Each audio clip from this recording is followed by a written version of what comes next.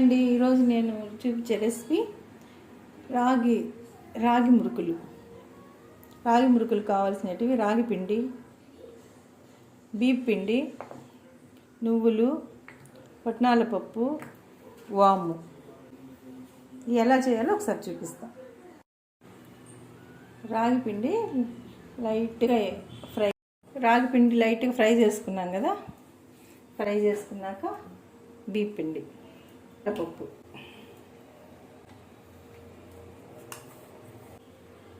నువ్వులు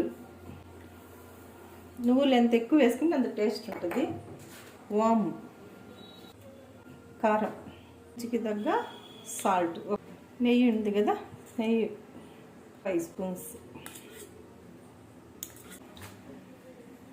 కొంచెం hot water వేసుకుంటూ కలుపుకోకుండా హాఫ్ కలుపుకొని ఈ విధంగా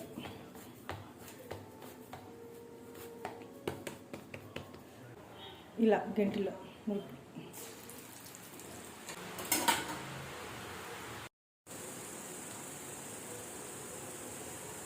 ఇలా కాలితే చాలు. మురుకులు రెడీ. ఇలా చేసి మీరు ఒకసారి టేస్ట్ చూడండి.